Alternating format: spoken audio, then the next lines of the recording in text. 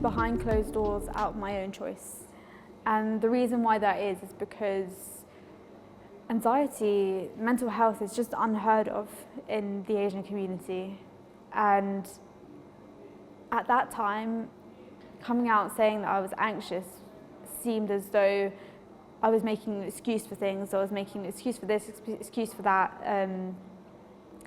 So dealing with that, I've asked my parents, is this something that we can just work with between us?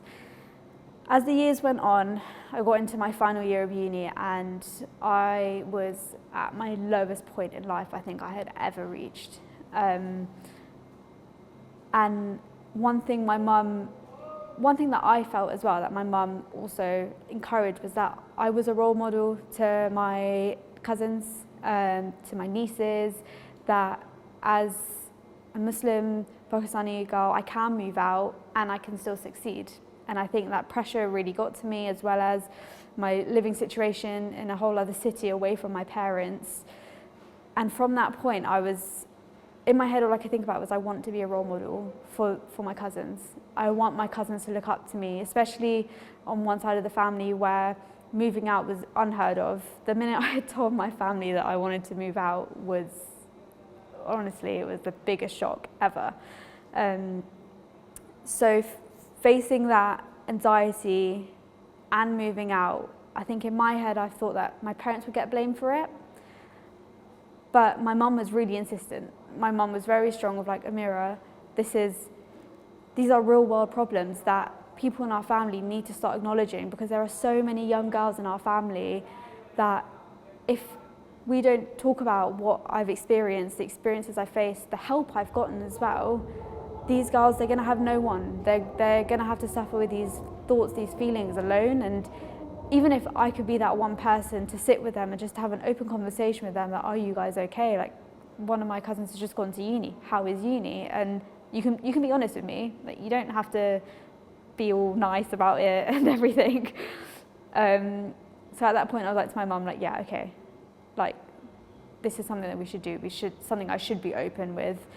I then had a graduation party after I finished, and this was my mum's key moment. She loved it, and it was her time and my time as well to actually have a serious conversation with the whole family there, everyone I could know, my family in that room, and just talk about mental health, talk about what the struggles were and how it felt for them as parents, but also how it felt for me. And my mum asked me beforehand, she was like, okay, Ameerah, like, this is something I'd like to do. Are you comfortable with this?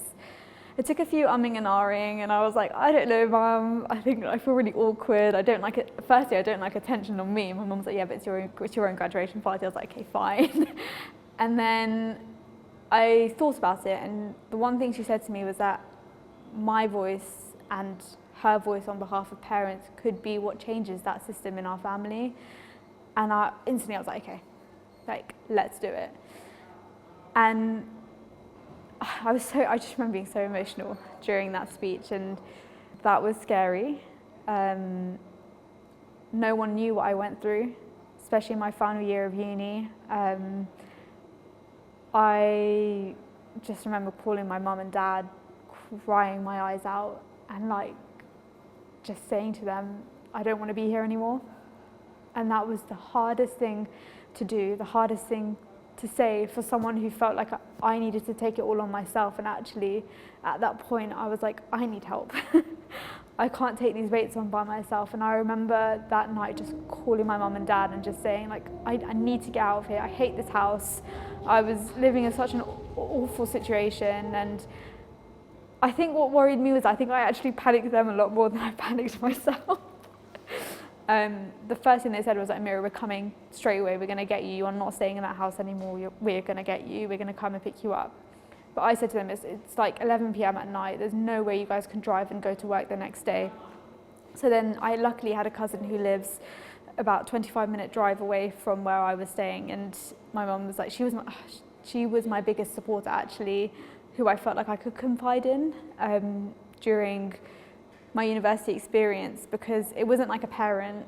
It was actually someone who is a cousin, but felt more like my support at that moment in time. She was my rock during university because she was so close to me, and I knew that I could go and I could just take everything off my chest without actually like knowing my parents are going to hear anything or that anyone in the family will know. She saw me through the thick and thin of it, and that night, the next day I went to her house and I just broke down. I just said to her that like, I can't be here anymore. I've called my parents. I want to drop out of uni. I can't do my final year anymore. I can't push through it. I just faced this huge mental block that the people I was living with, I felt like bullied me. I felt like I couldn't, with that pressure, not being able to sleep at home, I wouldn't be able to succeed in my uni. And yeah, so it was a very difficult time I think I was dealing with and facing with, and my mum spoke about that in that graduation party and how it felt for her and my dad, and I think it opened up the eyes of a lot of people that sometimes your children don't talk to you because they're scared, so you need to approach them in a safe manner, in a comfortable manner where they'll be willing and open to talk to you. Yeah.